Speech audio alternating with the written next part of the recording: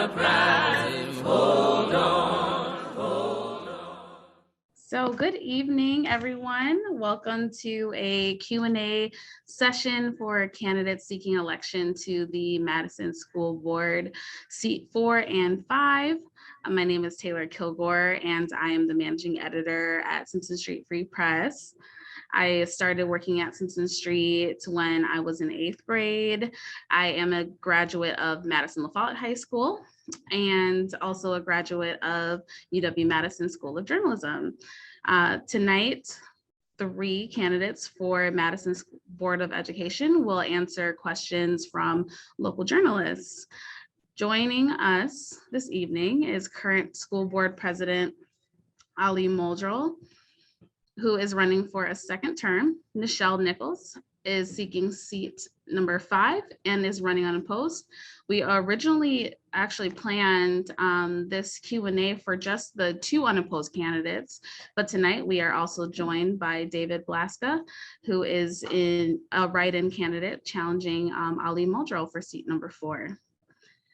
Asking questions tonight are 4 local education reporters: Elizabeth Beyer of the Wisconsin State Journal, Dylan Brogan of Isthmus, Scott Girard of the Capital Times, and Kadjata of Simpson Street Free Press, who is a student at Madison East High School. Our timekeeper is Brandon Alvarez. Feel free to raise your hand. Yep. Brandon is a newsroom manager and teacher at Simpson Street Free Press and an editor for our Prensa publication. He is also a LaFollette High School grad as well. Our format is pretty simple for today. Journalists will ask a question and each candidate will have 90 seconds to respond. After candidates respond to a question, our panel of journalists can choose to ask a follow-up question. So, look out for that. Each candidate will also have 2 minutes for a closing statement. So we won't do opening statements, but we'll get right into it. But you'll have 2 minutes to do your closing. So again, thanks to all for joining us tonight. Let's get started. Our first question is actually going to be from Elizabeth Beyer, the K-12 education reporter for the Wisconsin State Journal. Thank you so much, Taylor, and thank you to Simpson Street Free Press. This is really awesome, and I feel really honored to be a part of this. So anyway, my first question, the Madison School District has been sued twice in the last year by parents of East High School students due to the district's lack of transparency regarding 2 separate hidden camera incidents connected to the school. So how would you address that lack of transparency between the district and members of the school community? And if elected to the school board, how would you work to rebuild trust and communication between the administration and families? Thank you so much for this question. I think speaking to, transparent government is a large part of our role as a board. And I apologize. I think there's a little bit of noise coming from above, so hopefully folks can hear my answer. But I think, restoring trust and building trust with our community is a major priority of our board at this time. And I think that means that the board has to be more actively involved and engaged with our community. And I think that for me has really meant, being available to our school communities and our students and meeting, with, the folks who are the most impacted by a variety of issues. I'm not going to speak to any lawsuit that the school district is currently engaged in. But I do think as moments have come up within the district that have, created harm for our young people or created harm for our community, that we have to take responsibility and do everything in our power to prevent those situations from occurring in the future. And 2, really reconcile the harm and damage that young people experience when an adult who's employed by the district, violates the trust we as a community place in our educators and place in our school district. And so I think that there's a long road ahead, and I think it requires a lot of honesty and a lot of humility in order to navigate it well and with integrity. And thank you for the question, Elizabeth. I'll go next, if that's okay. We talked about openness and transparency. I'm amazed at how opaque the Madison School District is. And I think, Elizabeth, you asked the question, you may have this experience as a journalist. I'm a recovering journalist myself. I still have the habit and I blog, but I was at the Capital Times, Scott, for Mr. Girard for a while, 12 years, and came out there more or less intact. I have a question that I posed, a series of questions to the district about the behavior education plan. It's been now going on 4 weeks and I've yet to receive an answer. And I've been counseled that don't expect an answer in this lifetime. I wanted to know how many people have gone through the restorative justice program. How long does it take? How many hours? How many days? Exactly what goes on in them. I also wanted to know, is it working? I think we're in year 7 of the behavior education plan. I'd like to know what the success rate is. I don't expect 100% success. I want to know the amount of recidivism, for instance, if you're back in to be. And this is a question I think all journalists should be asking. So I do credit Simpson Street Free Press for holding this debate. Unlike some other local news outlets, they've actually invited a write-in candidate. So I thank you for that. All right, so what I recall about these incidents, I remember watching a board meeting where parents from East had come forward, basically saying they felt like they had been told by administration that they would hear some follow through on the proceedings of the investigation. And unfortunately, the way I recall, it was they learned of some of the follow-up on the investigation and all of the records in a media report, which seemed to really breach a sense of trust and follow through on the communication that they believed they were owed or had been told they would be given by administration. So, as we all know, when you're investigating something, there are sometimes legal aspects to that perhaps you can't convey everything while the investigation is happening.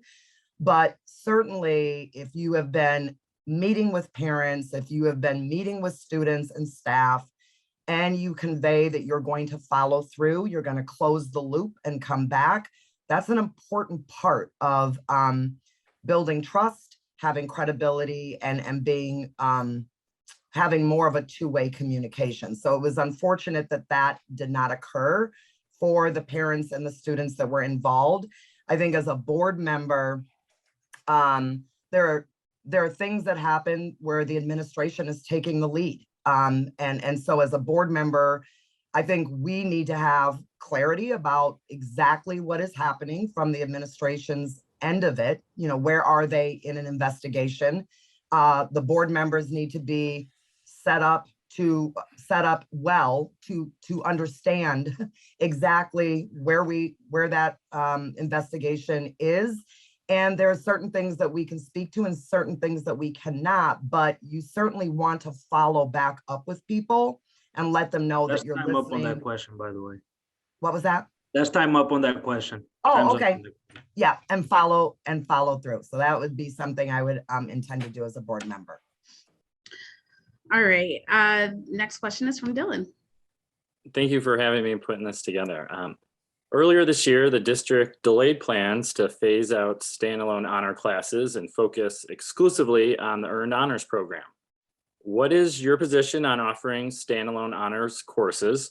And how do you respond to criticisms that some students do not feel welcome in these classes? So I would say my position generally is that I believe that the district's efforts to make Earned Honors a more accessible, kind of a universal approach across many of the content areas, particularly for 9th and 10th graders, is a positive direction. So I stand there. In connection with standalone honors, I understand that there are lots of families and students who want those opportunities in the standalone honors. I think the challenge is that too often the students in the standalone honors classes oftentimes don't represent the diversity of our student body. The district, from my understanding, has been working hard at trying to build more opportunities to get students of color into standalone honors, but we're not quite where we need to be. So in the meantime, I believe that, as I said, expanding earned honors across more of the content areas actually provides opportunities for more students to access that rigor and the challenge that they need. The one challenge with earned honors, from my opinion, is that it does require teachers to have a high level of differentiation because they're kind of teaching the general content as well as planning for the honors opportunity within that class. And so I believe that if we're going to do that, the district also wants to support teachers with as much professional learning and collaboration time to do that well. I'll go next. We've got to stop dumbing down our school district. Thank you. Ali, feel free to go. Thank you so much for this question, Dylan. I think that when you're talking about our honors offerings, you're talking about something that's pretty complex and multifaceted. There's 5 areas in which a person can be recognized as talented and gifted or an advanced learner. In early 2013, the school district was actually sued for not providing advanced learner opportunities to diverse students, and also not providing opportunities in the area of leadership and the performing arts. And this is something I've been committed to for a very long time in terms of transforming. It's one of the reasons I ran on a platform of arts every day, making sure that kids have rigor and advanced learning opportunities in all areas of their education, and also making sure we're cultivating leadership in our students and supporting our young people as leaders. I think you have to talk about the reality of segregation within our community and within our schools. And so honors and advanced learning programs have often catered to students who are affluent and students who are white, and shifting that and talking about what it means to recognize diverse students as talented and gifted, diverse students as advanced in a variety of areas is part of the work we're doing as a board. And I think we're pumping the brakes on making that transition to earned honors without standalone honors, because we want to do this work well, and we want to do it thoughtfully, and we want to do it in partnership with our community, our educators, and our schools. All right, so just to be clear, it sounds like you, it sounds like 2 of you support the direction the school district is going in terms of phasing out, but support the delay in implementing it. And I don't want to speak for you, Mr. Blaska, but what does that mean? You support keeping standalone honors? Well, we are going to, again, we can't keep dumbing down education. That doesn't serve anyone, and it frustrates a large, I think, parents who are able to get their kids to study. My platform is discipline, and mathematics is a discipline. Language is a discipline.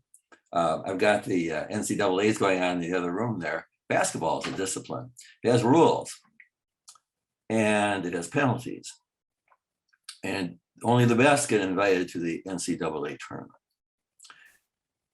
Players who can play together, follow the coach's coaching, follow the rules, otherwise they take a spot on the bench. They ride the pines. But we are not doing that in the Madison schools anymore, because we're doing the bean counting thing here. And that serves nobody. It undermines the teacher, it undermines education itself, because we've fled headlong from discipline.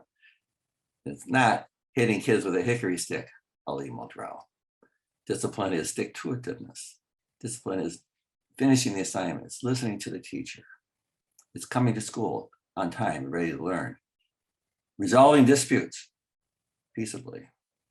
All that requires discipline. And if anything should be obvious to the people of Madison by now, it is discipline has totally eroded. Removing the police Last time on that from the question. schools. All right, thank you. But I'll resume later on.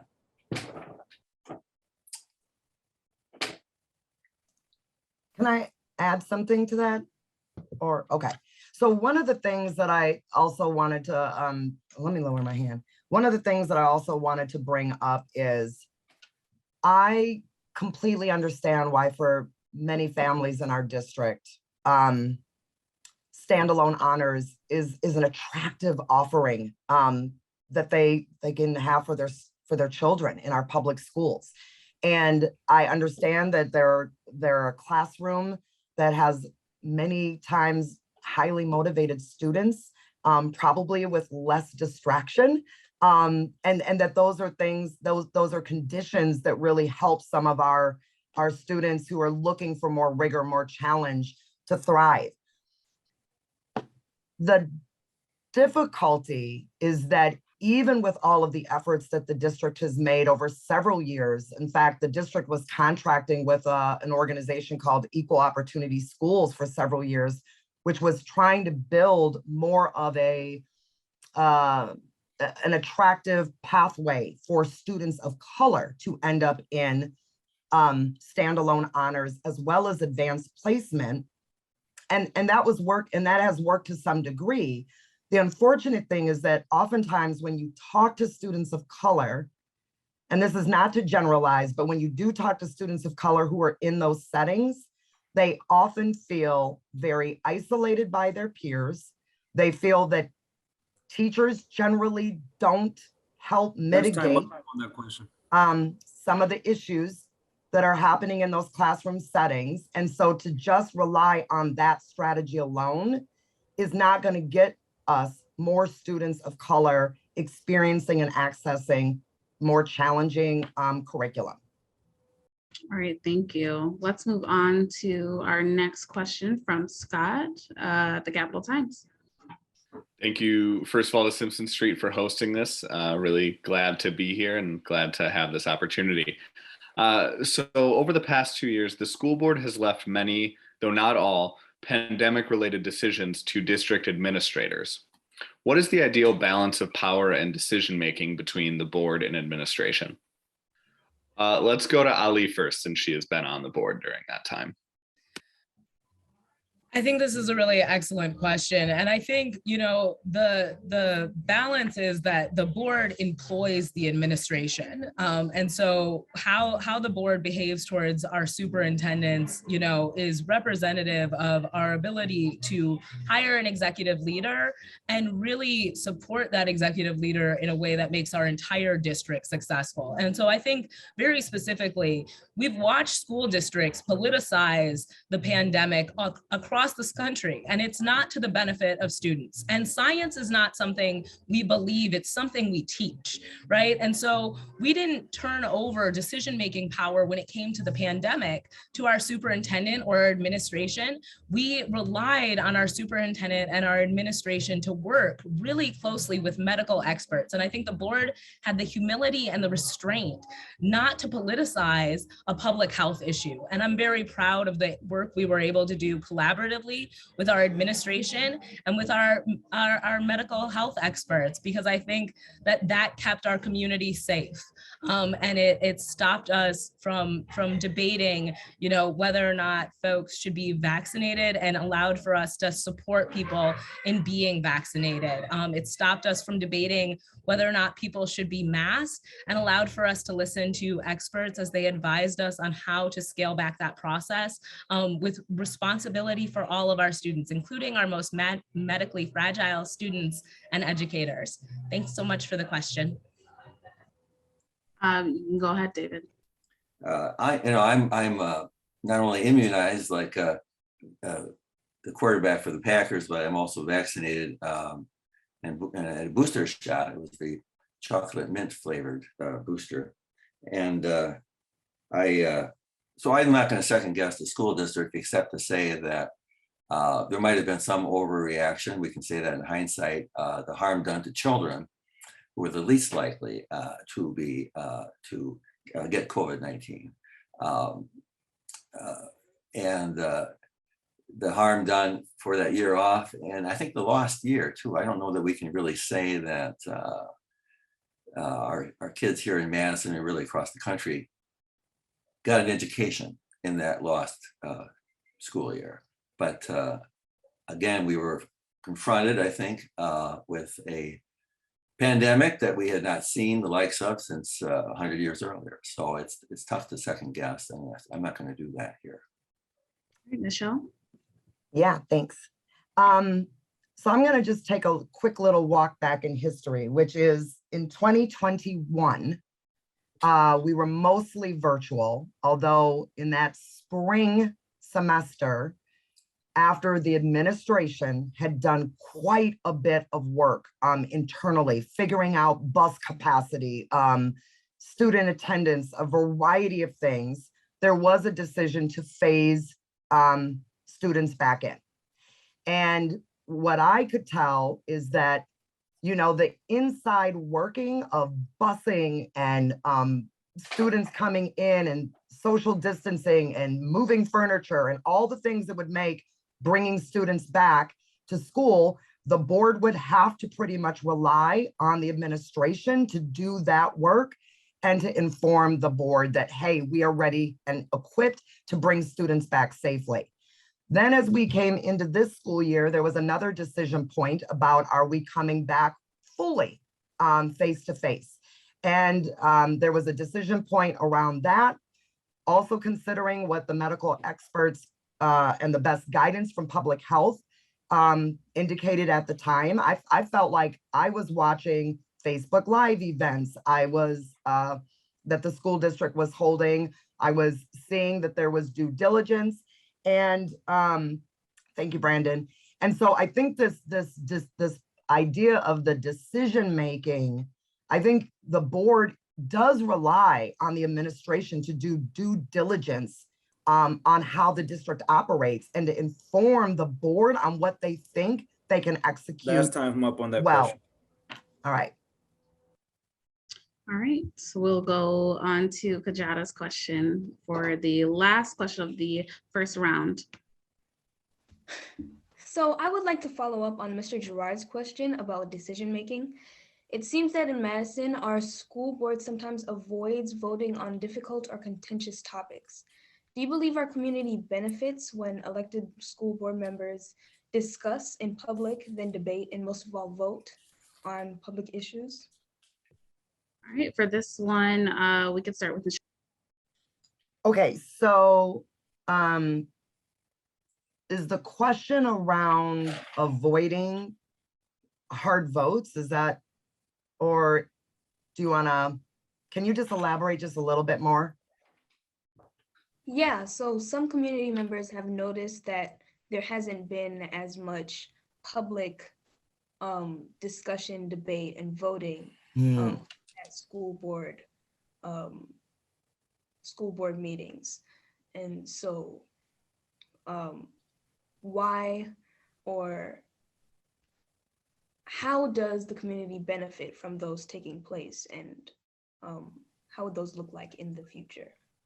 Got it. Okay, thank you so much. Yes, I mean, I've been watching the school board meetings pretty much since I left the district, and I was definitely attending them when I was there. I do think there have been board members who have raised questions and have wanted, to make sure that there's thorough understanding and kind of pushing on some of the decisions or the proposals that are coming forward from administration. I also think, though, that sometimes it's like a balancing act of how much at the board level are we going to, maybe debate this tonight and what's coming back maybe at a later time when there's more detail provided.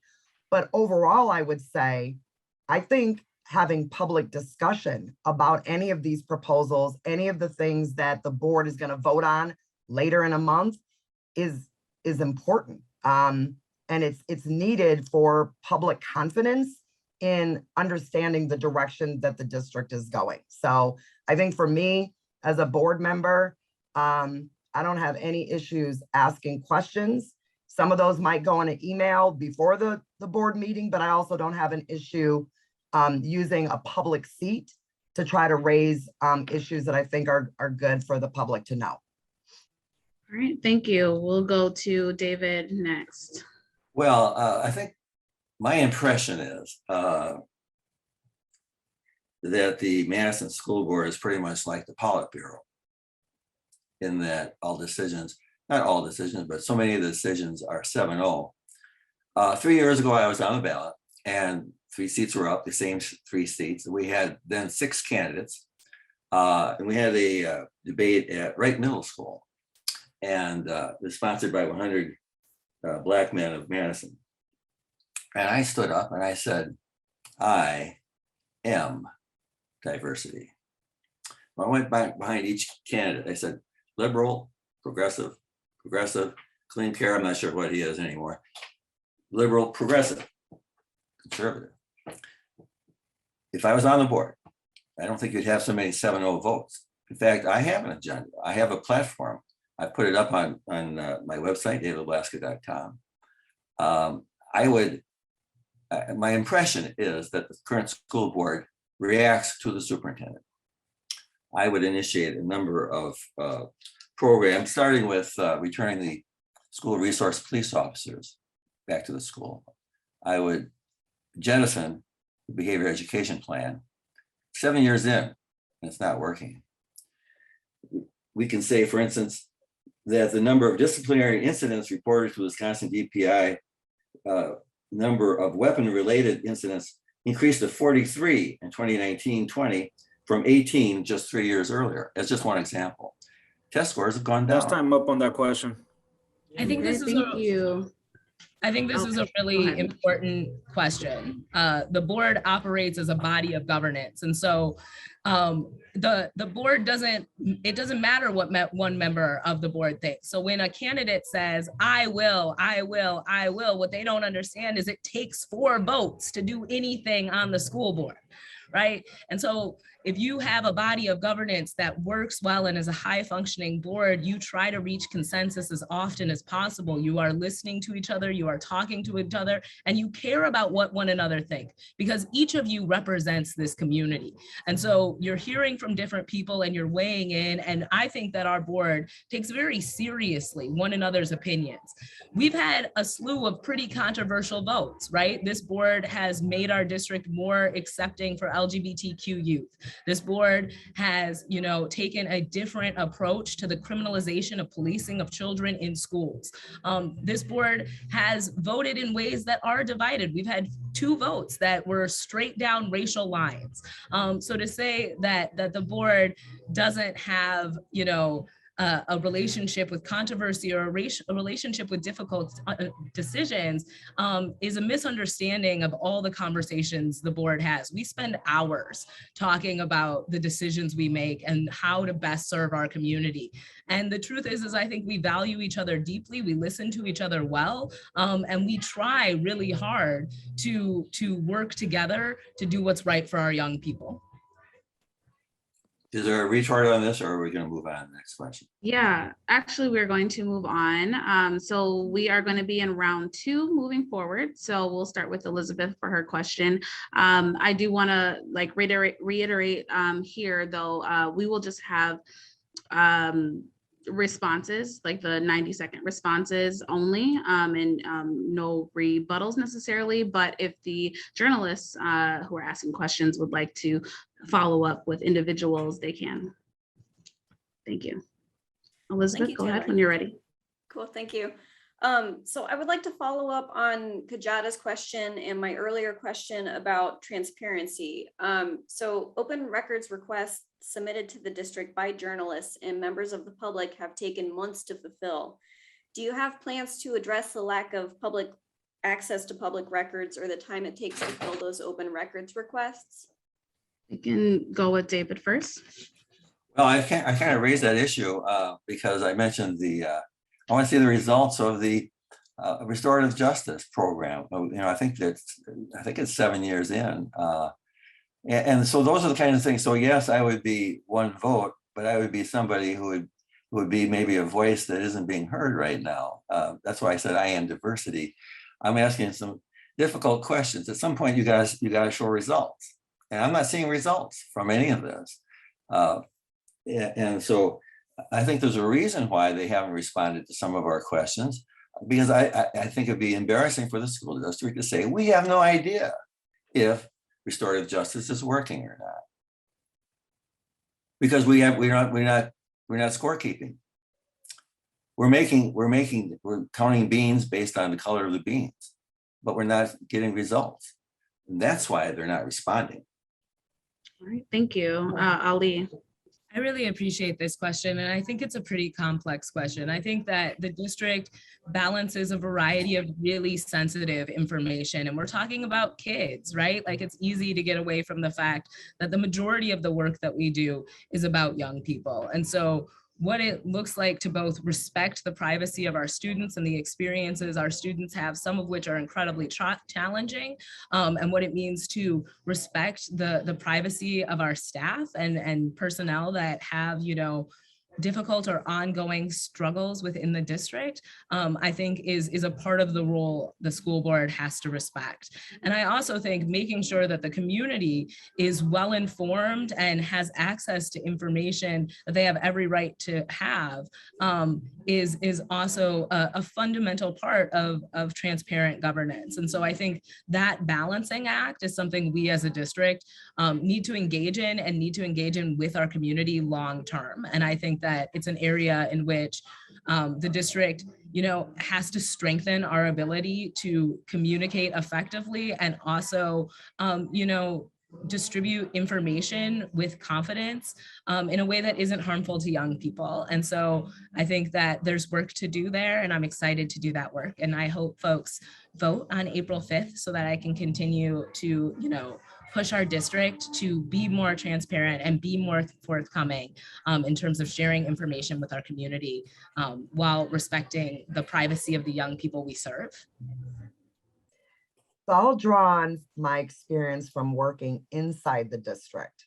And one of the things that I know is that public records requests go through the legal department.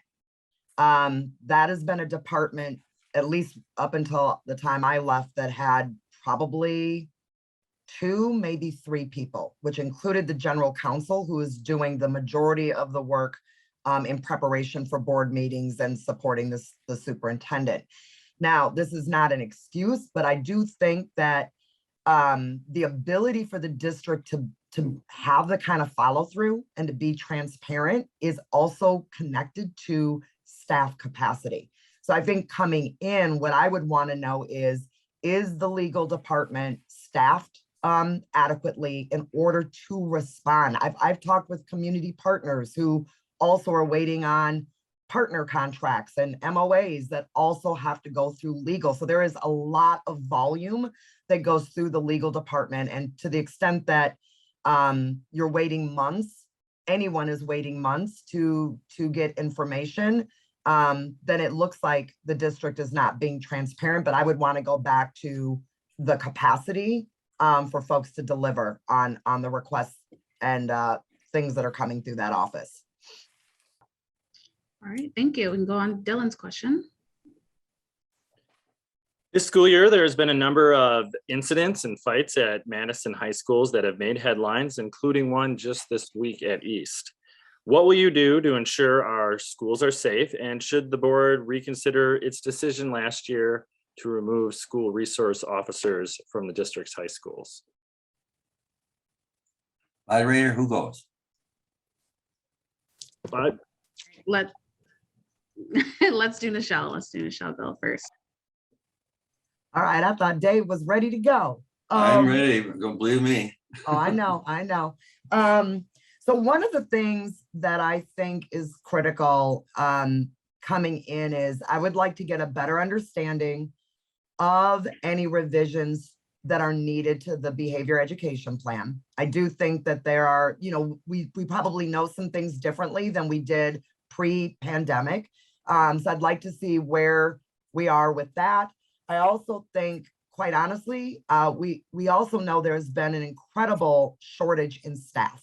It does not help when our schools don't have enough adults in the buildings, when people are covering each other's preps, and that makes a difference in terms of also being able to provide kind of a safe environment, having enough adults. So I'm really want to hear from the administration what our more comprehensive HR plan is, not just for hiring, but for also retention, because I think that's connected to school safety, is how many folks do we have in our buildings.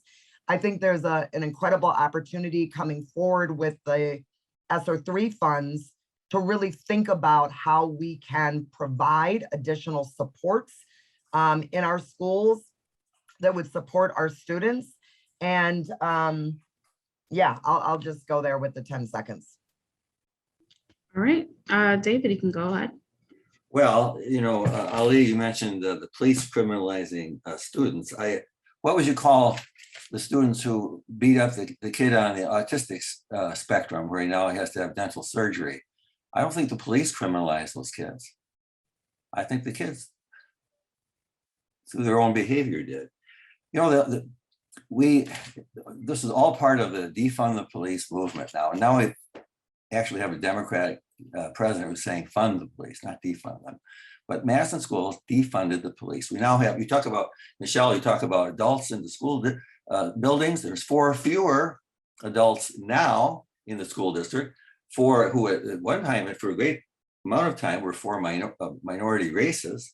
And the whole the school resource police officers were expelled due to harassment and intimidation. That's the basis. They F-bombed and with bullhorns, the personal home of Gloria Reyes, then the school board president. Well, she caved, and with it, the rest of the board did. So instead of 4-3 to keep the officers, it became 7-0. They yielded to intimidation. And that, unfortunately, is what drives policy in the Madison public schools, illegal activity. So, and on the safety plan, the very first thing it says is when something happens, call central office. No, Blaska would propose. You can vote against it. Number 1, call the police. Number 2, call parents. All right, that's time on that question. All right, Ali. In 2010, in October, a student was sexually assaulted at East High School in the stairwell. And the school district's response at that time was to lock that stairwell. That stairwell remains locked until this day, and to hire an extra security guard. You all are looking at that extra security guard. That happened while the police were in schools. Students have gotten into fights and been sexually assaulted in our schools while the police were there. So this mythology that the police in our schools are keeping our students safe is something that we have to confront head on. The police were in our schools for 18 years. That means that they were not in our schools for much longer than they were in our schools. And over the course of that 18 years, we didn't see the elimination of violence in schools. We didn't see the elimination of sexual assault in schools. What we saw was a majority of students who were arrested every single year were African American. And that disparity is a trend that we can't be okay with. We can't be okay with living in a community where the color of your skin makes you more likely to be seen as disruptive than intelligent in your classroom. We can't live in a community where students of color, know that they're not going to have the same opportunity to feel safe at school, that they know they're more likely to be subjected to the harshest and most severe punishments. And so doing something about that means coming together as a community and reimagining how we treat our students. In the last year that we had police in our schools, every single child who was arrested at school was a person of color. And if you are okay with that, you should not be on the school board. Question. All right, thank you. We'll move on to the next question. Can I just ask a quick follow-up, just to be clear? Go ahead. I think it's clear for the candidates. Again, I have pretty strong opinions on this. But Ms. Nichols, the question really is, do you think this is something the board should reconsider? Not necessarily something that you support either way, but is that something that you can take a firm stance on? Yeah, I'm so sorry. I realized I didn't answer your that part of the question. It's okay. I'm glad you're following back up. So in my opinion, I don't think at this point we need to reconsider. I understand that there has been a rise in incidents. Guess what? That's not unique to Madison. I know that doesn't feel good. That doesn't make it okay, but there's been escalation in lots of student incidents around the country. And so I think a lot of school districts, at least from the work that I'm doing with my job, is really thinking about how are we going to better support our students, not necessarily rely just on a school resource officer. So I think there's more to explore and more to invest in than having to go back right now to SROs are the answer. All right, thank you for clarifying. All right, thank you. Let's go to Scott's, the next question for Scott, or from Scott. All right, so as the school board approaches a major vote on the district's next literacy curriculum, what went well and what could have been done better about the process of getting to this point as it's gone on over the past few years now? And why don't we start with Ali? Thank you so much for this question. I think one of the things that's gone really well in the district is our ability to embrace the science of reading. I think looking to an area of misstep, I think, you know, we could have strengthened our overall approach if we had included teachers to a far greater extent in decision-making around this process, including really examining how we offer professional development, and also really considering, you know, what it means to bring students back to the school community after, you know, an extended period of virtual learning caused by a global pandemic. And so I think, you know, I think that the strength has been that in the long run, we've been able to engage our community in this process. And I think, you know, really promoting the results that a new curriculum, materials, and approach to reading will mean for our young people is something that we're still exploring as a board. And I do hesitate anytime somebody says the board is going to vote on something, because I think the board has been deeply committed in terms of, you know, this is a really large scale investment. We're talking about millions and millions of dollars, and we're talking about, you know, generations of young people being impacted by how we teach reading. And so I think we want to be really deliberate and really thoughtful as we engage the community in this process, and continue to really, you know, not just look for materials, but look for the materials that produce results that allow for us to address inequities within this district and, you know, create lifelong learners in our students. We can go to Nichelle next. Yeah, thank you. So it looks like the literacy adoption process has had a couple things that have gone well. One is they did have a larger advisory committee that did include some teachers and some central office staff and perhaps even some others from the community to really vet the curriculum and to use you know, a criterion that would look at whether or not the curriculum would also be good for our Spanish speaking students and also looking at just the diversity in the text and those things. So it seems like that advisory committee has done some thorough work on really vetting the curriculum. I think one of the missteps that I could observe is that that advisory committee was on a pretty short timeline in terms of doing the work in order to come forward with recommendations. And so, you know, I think what that leaves for me is a question of like the timing. And I think one additional piece when I heard the latest presentation is the curriculum adoption will require professional learning. That professional learning is also coming on top of this current year's commitment to the letters training, which is around the science of reading. And so I was left with a question about where are we in terms of our staff Last feeling time's like up on that question. they understand the science of reading and now they're going to be ready to use the curriculum that we purchase? And so that's one of the things that I'm still looking for a little bit more clarity on.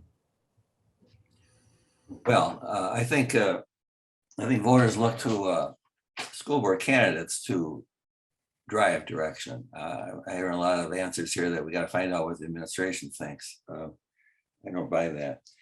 I can tell you that proficiency, the number of the percentage of students who were below basic in English language arts in 2017 was 30.2%.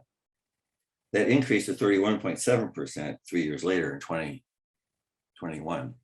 In mathematics, that's another subject too, but also there was an increase in below basic. So we're going in the wrong direction. I think we should teach phonics, number one, but again, without being, a Johnny one note here, I think the most revolutionary thing in the world is my platform, my program to put teachers back in control of their classroom because they know the kids best, and principals back in control of their schools rather than having to outsource control of schools to the Doyle administration building. You cannot learn if you do not feel safe. Some of the candidates that said they want to keep kids in school, but 1/3 of the student body at, I call it now Fight Club East, boycotted, sheltered in place at home rather than risk going to school. I have a quick follow-up for Ali. You mentioned in your answer that we can't always say the school board will vote on something. Is the board planning to vote right now next Tuesday night on the new literacy curriculum, or is that going to be delayed? So I know you've seen us on the floor before, Scott. We are planning to talk about this. We can delay it on the floor. So I don't know how the other 6 people I work with are planning to vote. But I know people have a lot of questions about this investment and want to think about it, with a great deal of intention. And so I think that if those questions are not answered, it could delay the process. Thank you. Thank you. No other follow-ups. We can go on to Kadjata's question. So educators and literacy experts generally agree that until 3rd and 4th grade, students are learning to read. Beginning in 4th grade, students need to read in order to learn. What do you think about how our school district currently measures student progress in reading? That question can go to David. I'm gonna pass. All right, Ali. Kadjata, I want to thank you so much for that really thoughtful question. I think that we often forget that there is a variety of ways in which we can see a student's growth throughout the school year. And that includes, the way students are graded. So you want to talk about how teachers impact students. Our teachers are with our students. I have 2 beautiful kids in our district. I have a middle schooler at O'Keefe and I have a 2nd grader at Lowell Elementary School. And they spend, the majority of their day at school and with their teachers. Their teachers know them really well and care about them wholeheartedly. And so when you talk about how can we, measure what our kids are capable of, I think the first thing we need to do is stop looking at standardized test scores and start looking at the way our educators are grading our teachers, at the way our educators are tracking our young people's progress, because we can learn so much from being in tune with what our kids are learning day to day. A test score is a single moment, a snapshot of how a kid is doing that day, maybe at its best.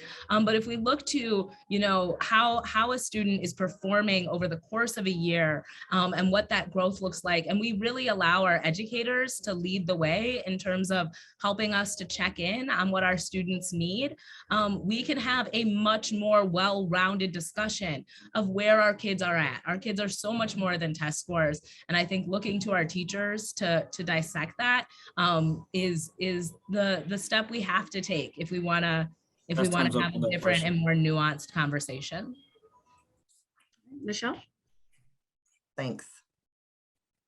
I think there is a balancing act with the use of assessment and having a general idea of where students are at a given point, as well as having the adaptability to really focus on growth and having teachers using assessments in their classrooms that gives them a better indicator of where students are and how they're growing.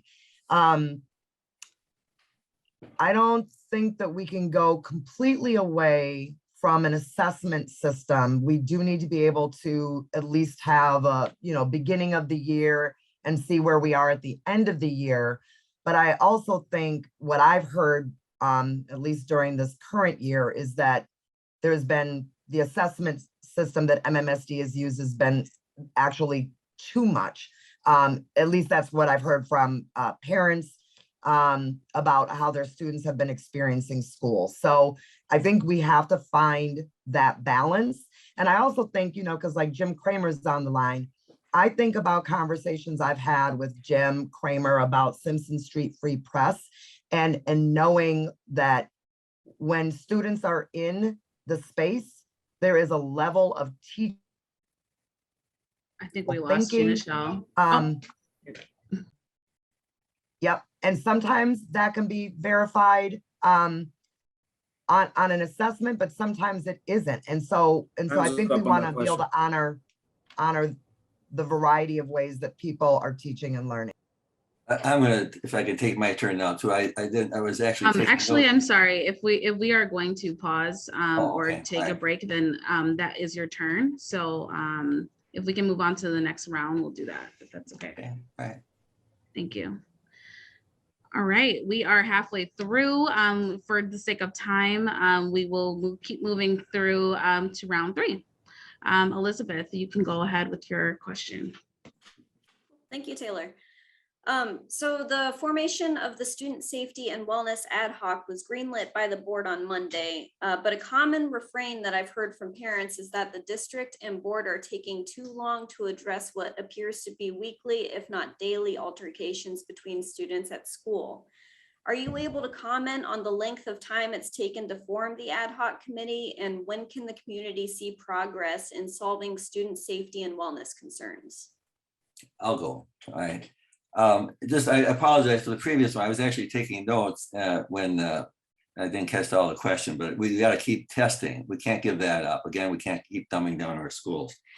Yeah, so 2 years after the school resource police officers are expelled, we're now getting around to studying safety. This is absolutely preposterous. And here's the other thing is, we're going to see 7 more progressives, or actually, excuse me, I think this 13 or 14 people. They're all going to be progressives. They're all going to be appointed in-house by the current school board. And you're not going to have that, I think, 30 or 40% of the population, at least, that's very troubled by the direction of our schools. It's amazing to me that we could be studying safety at this point.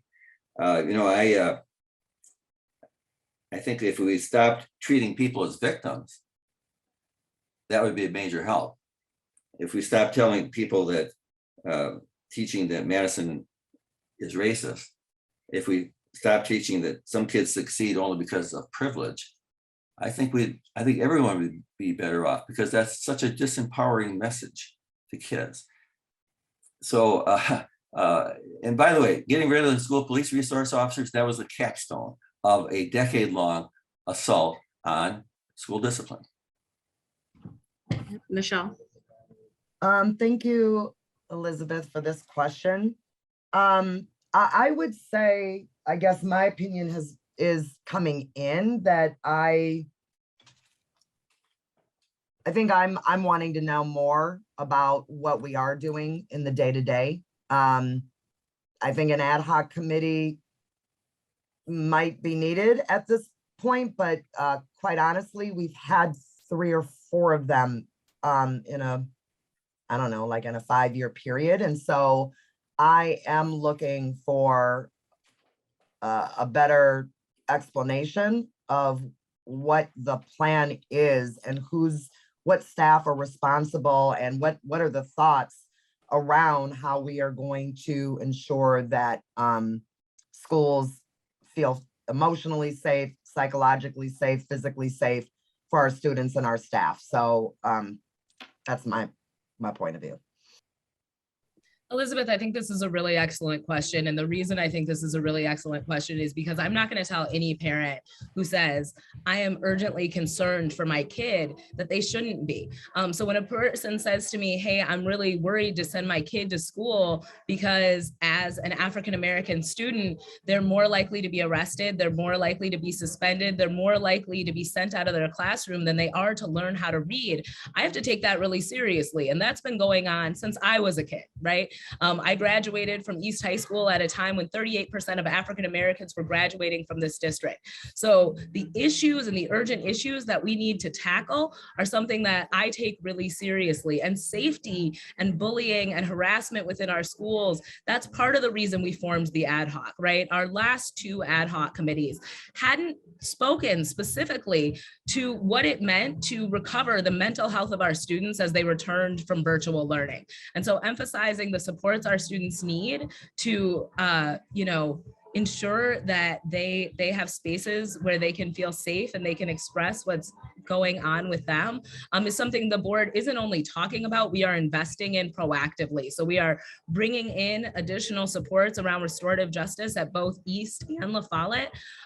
We're also embracing that the community has to be part of this conversation. And I will say the only good thing that's come out of this conversation about conflicts among students at school is that so many parents have showed up and wrapped our students in a great deal of support and love.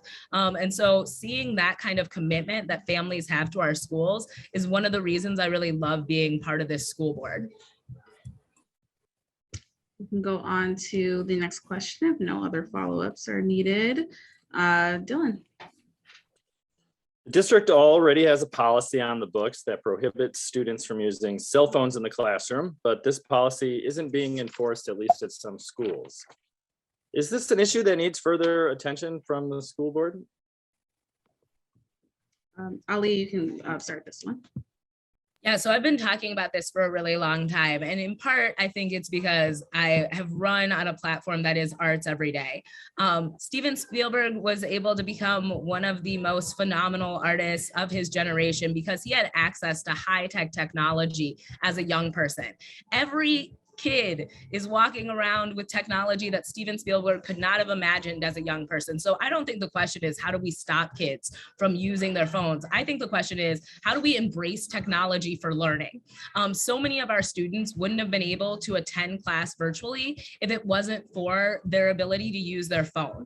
And allowing our young people to think creatively, to embrace the technology that will define their generation is something that I think we need to do proactively. We need to have opportunities for our students to engage with their cell phone, with their camera, with the equipment that they all have such incredible access to in ways that promote their learning, their growth, and their ability to contribute to our community. And so I think there's a great deal of opportunity in, making sure our kids have access to modern technology. I think our district needs to be talking about 3D printing. I think our district needs to be teaching coding.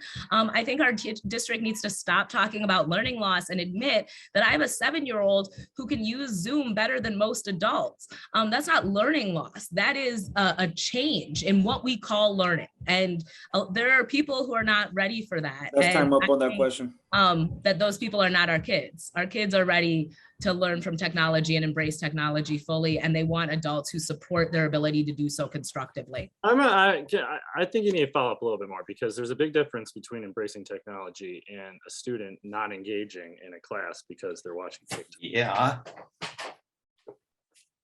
exactly. Dylan, are you saying that before cell phones, students were always engaged in class?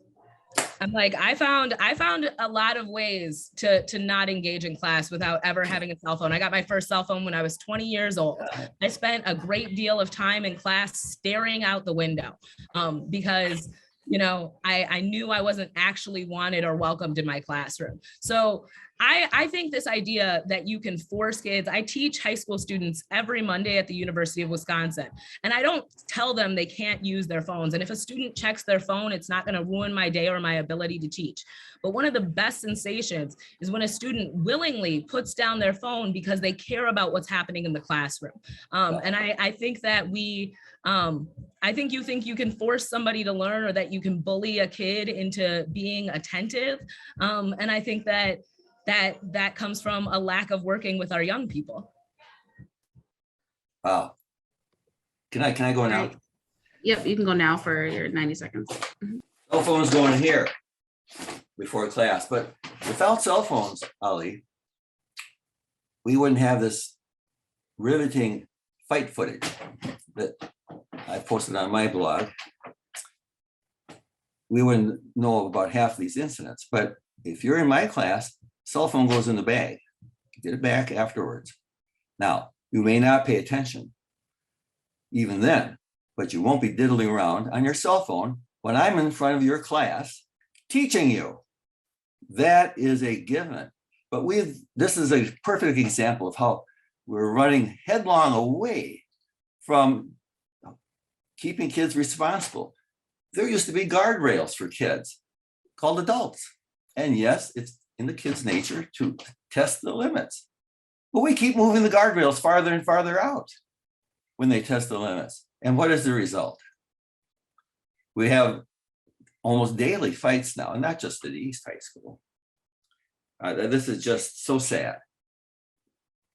No wonder the kids are failing, including most especially the kids you pretend to care for.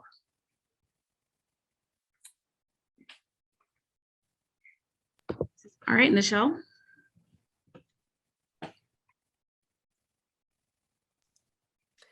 So, you know, we can have a policy, but at the end of the day, I think policies have to turn into day-to-day practice.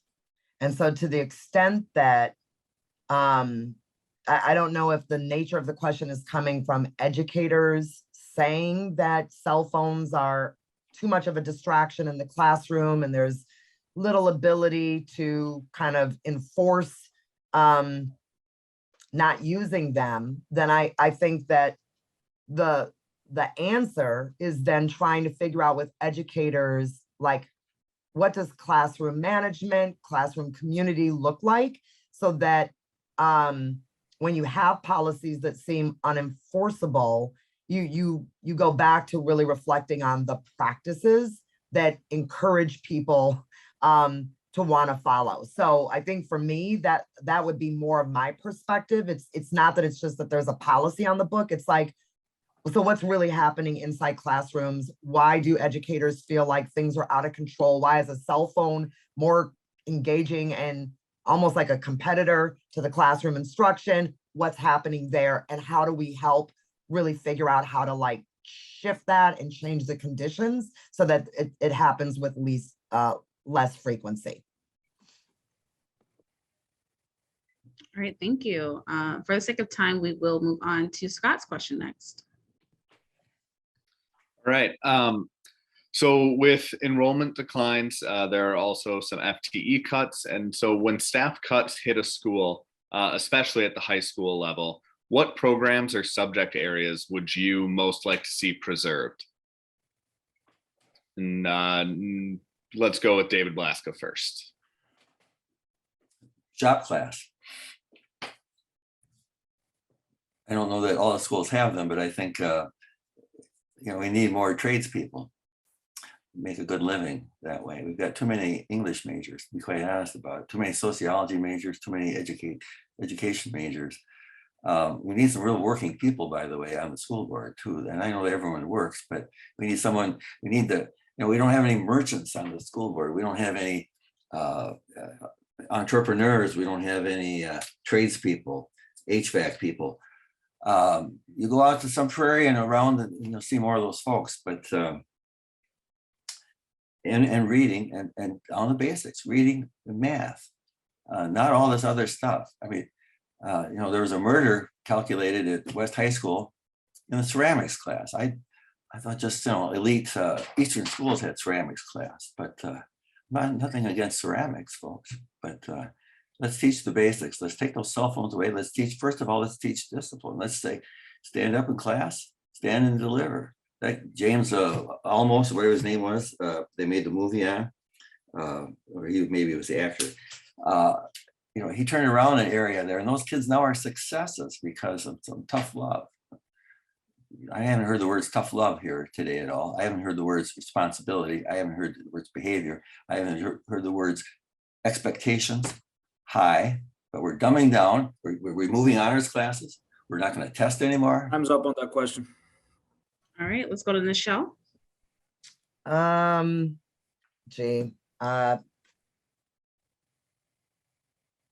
Yeah, I think it's tough to take any cuts.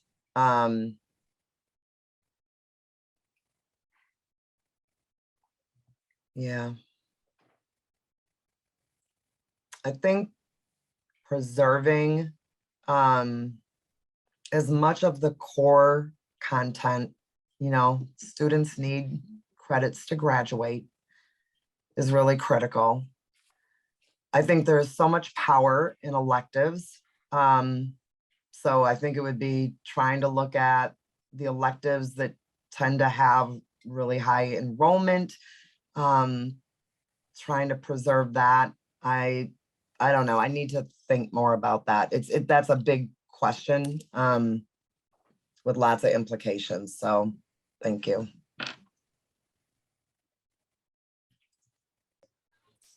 Scott, I think this is a really important question. Our district spends over $500 million a year on educating our young people. And I think the cuts should never be located in the classroom.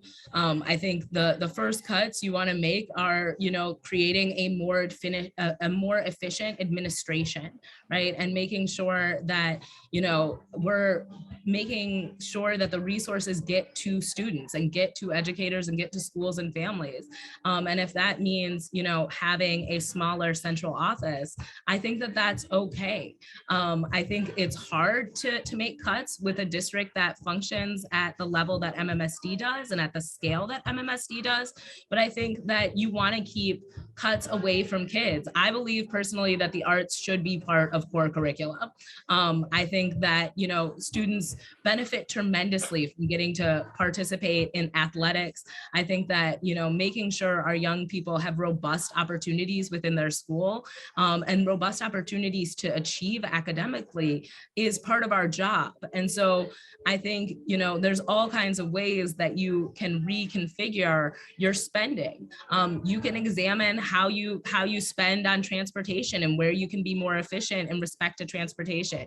You can really examine what it looks like to be a more sustainable district and to save money on energy by embracing, sustainable solutions. There are lots of ways that we can navigate a budget like ours without harming our young people and laying off our educators. All right, thank you. We'll go on to the last question for round 3. Kadjata, you can go ahead. In an interview with Simpson Street Free Press high school students, Dr. Jenkins pointed out he had pushed policy positions related to the right to read while serving as a school superintendent in Minnesota. Simpson Street students have written extensively about the right to read, particularly with recent court cases happening around the country. Do you agree with Dr. Jenkins, the Sixth Circuit Court, and other high-profile court opinions that the right to read is guaranteed in the United States Constitution? And we can go with Ali for that question. Yes, I do agree that the right to read is a basic human right, that the right to read is guaranteed in our Constitution. And Kadjata, I just want to thank you for the writing that you've done personally to highlight this issue. I feel like I've learned so much about the decision made in Ohio following you as a young journalist. So thank you for the question and thank you for your work. All right, let's go with Nichelle. So apparently I need to follow your writing more. But yes, I would say that I agree. The right to read is, it should be the right that we are trying to cultivate, nurture, and promote, particularly in our public schools. David? I'm not finding it in there. And I thought I knew the Constitution, but so in the rights, Bill of Rights. And again, you know, it's disconcerting to keep talking about rights and not talk about responsibilities. We have some pretty good teachers and they're willing to go the extra mile. I'm convinced of that. Teachers can teach kids, but they can't learn kids. Teachers can teach reading if they put down a cell phone, but they can't. The kids have to learn to read. And if it takes a little bit of extra time, a little bit of extra effort, especially for kids who have not ever been read to in their lives at home, where maybe there aren't any books, those kids need a little extra help and they need a little extra work. I don't have the magic wand to wave and say, kids, you can now read because you've got the right to read. What does that mean? It means you got to work harder. If you can read in this knowledge economy, you will succeed. You know, we've got the cure for poverty right here in Madison. It's called our school system. Get an education. That's the clearest road to success. Work hard. And listen and show up on time, ready to cooperate with your fellow workers and students, and you will succeed, race or not. Time's up on that question. All righty, we're getting into the final round here. Is this the bonus round, by the way, or not?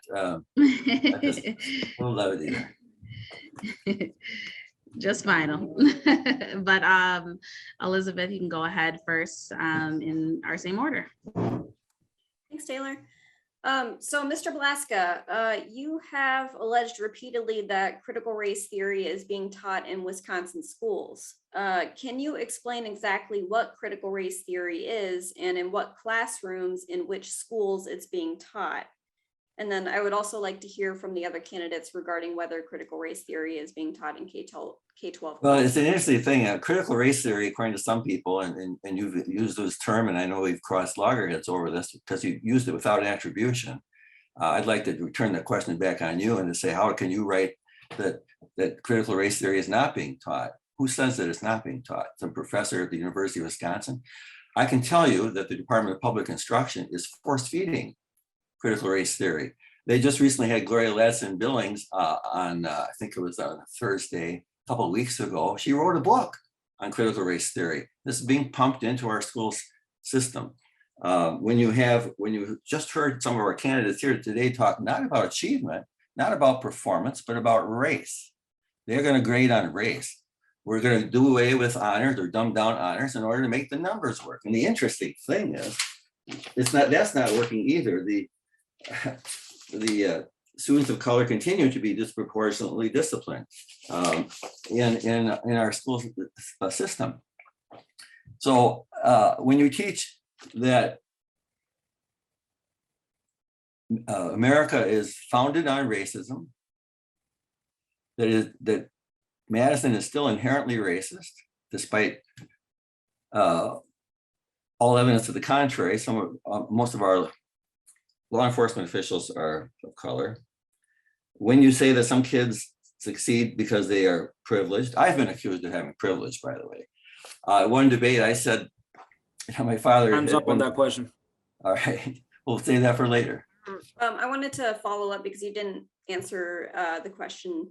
So can you explain what critical race theory is? And Critical race theory is in what- teaching that America Hold is on. okay. And in what classrooms, in which schools it's being What taught? classrooms and which schools? No, I can't do that. But I'm telling you that the Department of Public Instruction, you have the superintendent of public schools, the day of the verdict, the acquittal of the kid in Kenosha, put an all-employee email saying how terribly racist our legal system is.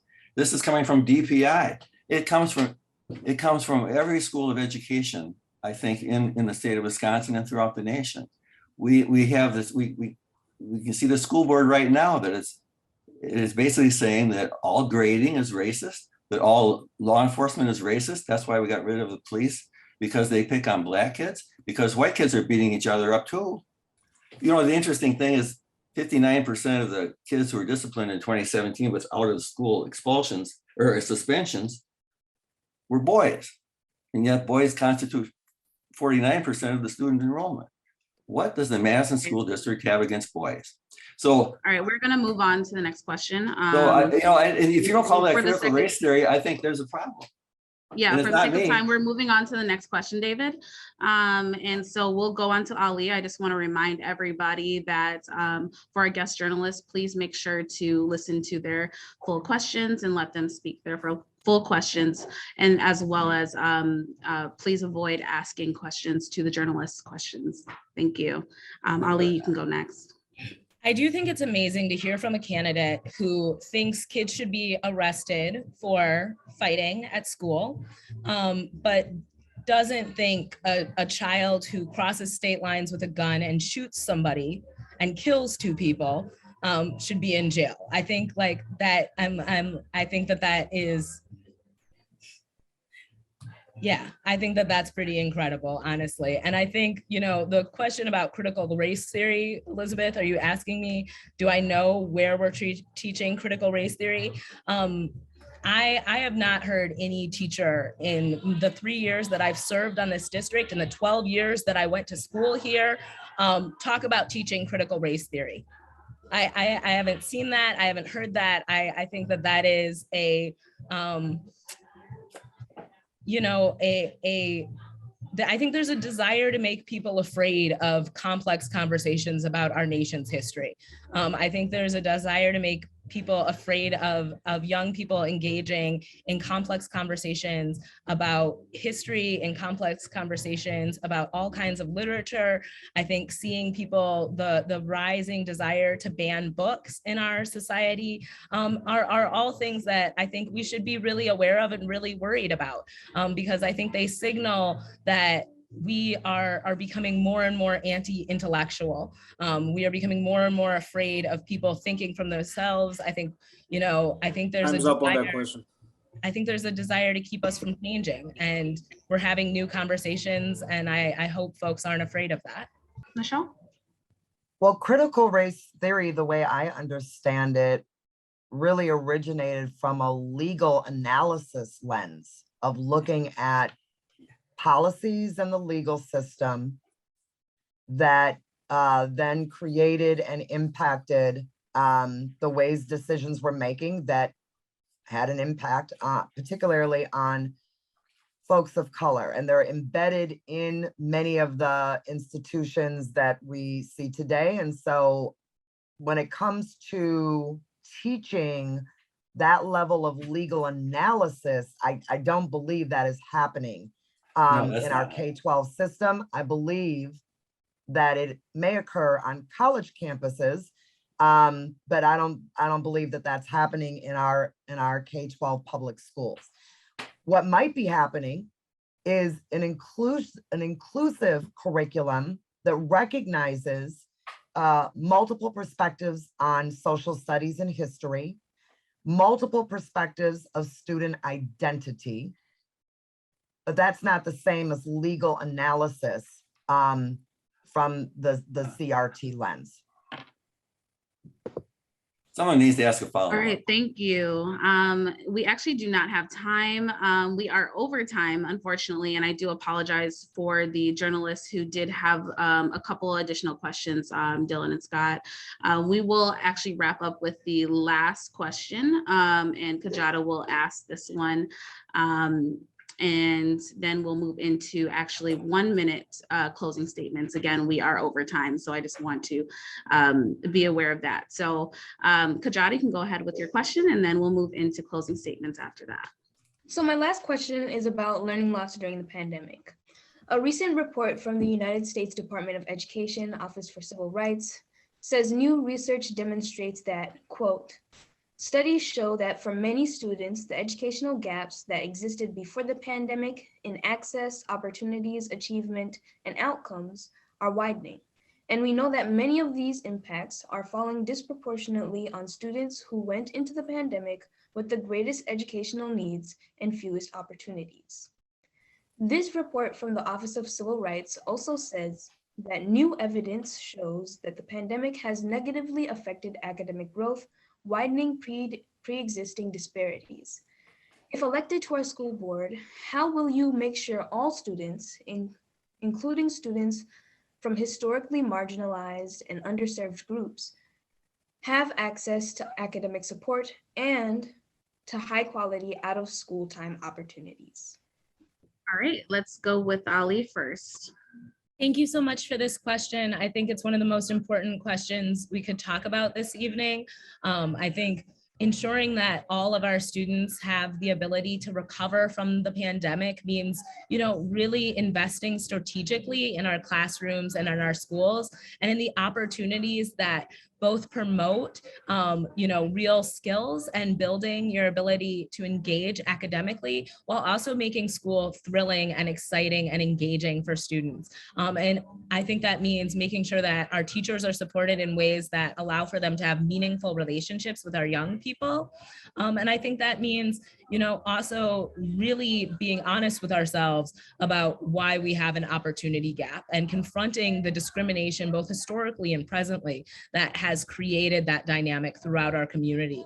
And I think, that means investing in having a more diverse faculty. That means investing in expansion of opportunities so that kids of color have access to opportunities they've historically been left out of. I was really lucky to go to school at a time where theater was super intentional at East High School. And that meant that the theater director at that time put on historically Black plays. And I would have never been in theater if the only option to perform was A Midsummer Night's Dream. But having the ability to perform in A Raisin in the Sun changed my life. So making sure that our young people have opportunities to read that are artistically motivated and have the ability Time's up on that question. themselves as artists and as thinkers is something I think we have to be committed to long term. Nichelle? Yeah, I love this question. First of all, let me start with out of school time, because we have so many amazing community partners, neighborhood centers, just a plethora of out of school time programs that I would hope more of our students were actually accessing. So I think as a board member, I would want to make sure that we are trying to leverage all of the community assets and wealth that we have and finding better ways to promote out of school time as a critical place to get academic support, enriching programming that also builds students up that they don't always get in a school setting. So that would be the first thing. The second thing is around the widening opportunity gaps, the widening achievement gap. I think we have to be eyes on the prize around kind of a multi-year approach that is going to bring in curriculum and texts and resources that our students are going to want to lean into and engage with. I think we have to make sure that our staff feel adequately supported. So really looking back at our professional learning around the curriculum adoption. I would love to see also some real focus on middle school, because I feel like middle school is often the grade band that very few people talk about, but it is critical for our students as well in terms of that widening gap. Was the question about recovering from COVID? Was that was that the question? Does anybody know?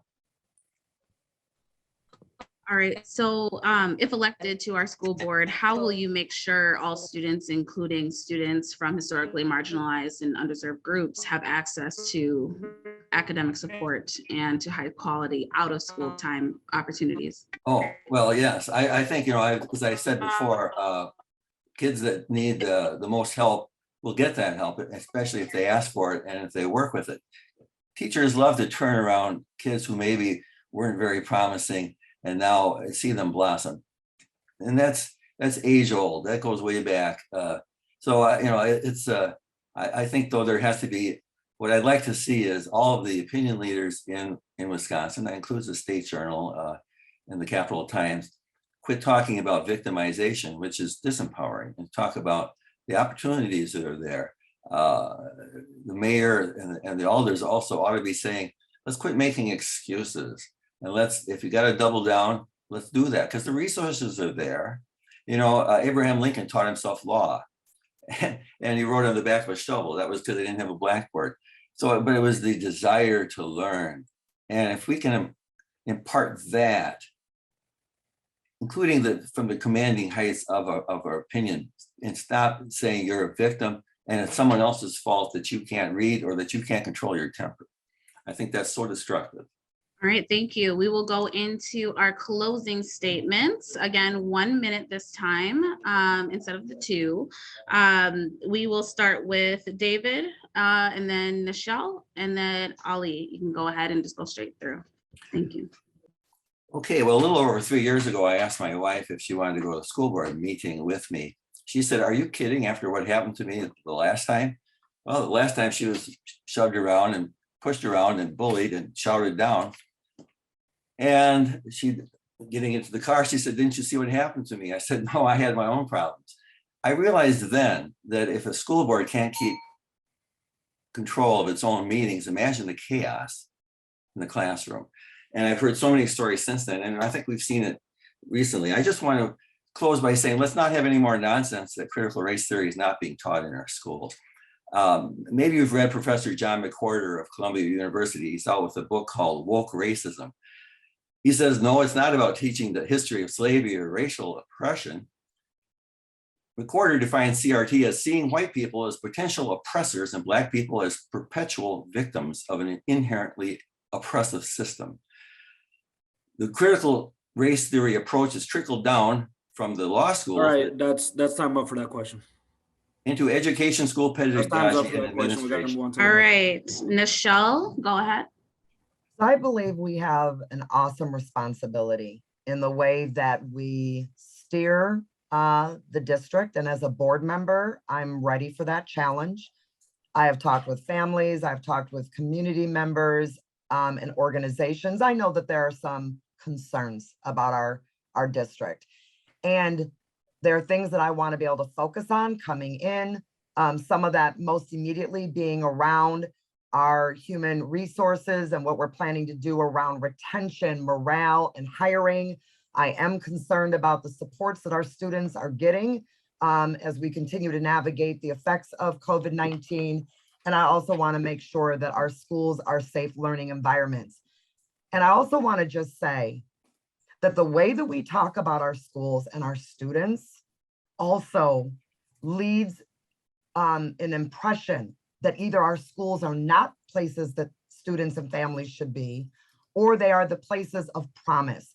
And so as a board member, I'm going to weigh heavily how I talk honestly about our schools without disparaging the students and the families who attend them. All right, Thank Ali, you are up next for last. I want to start by thanking you, Simpson Street Free Press, for hosting this forum tonight. I want to thank all the young authors at Simpson Street Free Press for the work that you're doing. I started working in education when I was 19 years old. I'm running for school board because I love this community. I was born here, I was raised here. I started my education as an Emerson Eagle and I graduated from East High School. My kids are young people who go to school on the east side of Madison and will ultimately go to East High School.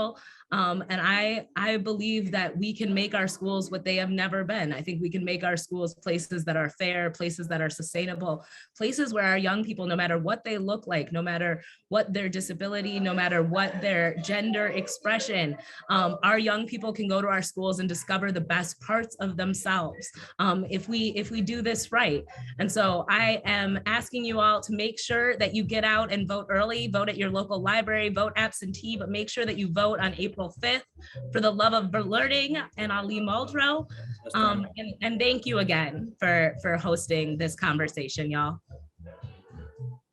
Okay, great. I want to thank the candidates for participating this evening, and a very, very special thank you to our panel of education reporters for helping us bring important information to the public. This Q&A session will be available tomorrow at simpsonstreetfreepress.org and on our Facebook and YouTube channel. The video will also be distributed through our local news outlets during the next week or so. Again, thanks to you all for participating, and thank you to the viewers for watching. And then remember to vote on Tuesday, April 4th. And please never forget to never hand in your first draft. April 5th. April 5th. Thank you. Paul and Silas, bound in jail, had no money for to go their bail. Keep your eyes on the prize. Hold on, hold on.